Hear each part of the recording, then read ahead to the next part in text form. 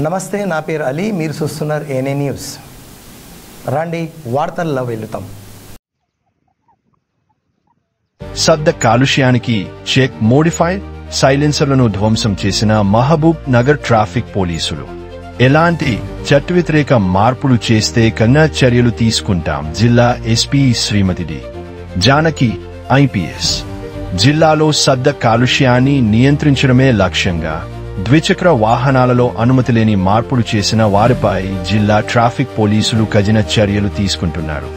ఈ మేరకు మహబూబ్ నగర్ జిల్లా వ్యాప్తంగా నిఘా పెట్టి 155 మోడిఫైడ్ సైలెన్సర్లను గుర్తించి వాటిని పట్టుబట్టి రోడ్డు రోలర్ ద్వారా ధ్వంసం చేయించడం జరిగింది. ఈ కార్యక్రమాన్ని జిల్లా ఎస్పీ శ్రీమతి డి. జానకి ఐపీఎస్ గారి ఆధ్వర్యంలో చేపట్టారు. ఈ సందర్భంగా ఎస్పీ గారు మాట్లాడుతూ, ఇలా మోడిఫై చేసిన సైలెన్సర్లు అధిక శబ్దం చేస్తూ ప్రజలను తీవ్ర అసౌకర్యానికి గురి చేస్తున్నాయి. ఇది చట్ట వ్యతిరేకమే కాకుండా ఇతర వాహనదారులకు ప్రమాదకరంగా మారుతుంది. మోటారు వాహనాల చట్టం ప్రకారం ఈ విధమైన మార్పులు నిషేధించబడినవి. కావున ఇలాంటి మార్పులు చేసిన వారిపై కేసులు నమోదు చేసి జరిమానాలు విధిస్తున్నాం.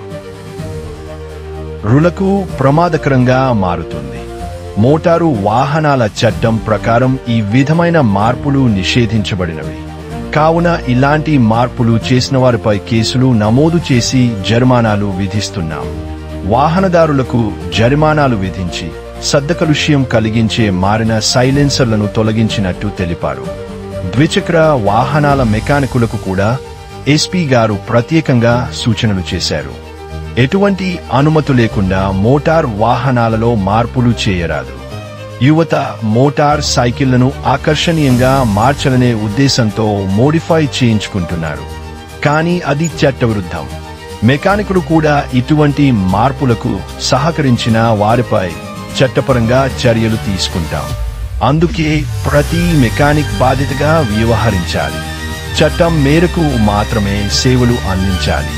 పోలీసు శాఖ ప్రజల శ్రేయస్సు కోసం పనిచేస్తుందని, శబ్ద కాలుష్యాన్ని నివారించడంలో ప్రతి ఒక్కరూ బాధ్యతగా వ్యవహరించాలని ఎస్పీ గారు పిలుపునిచ్చారు. ఈ కార్యక్రమంలో DSP Venkateswarlu, traffic inspector Bhagwant Reddy, Mahabubnagar rural SI Vijay Kumar మరియు ఇతర ట్రాఫిక్ సిబ్బంది పాల్గొన్నారు.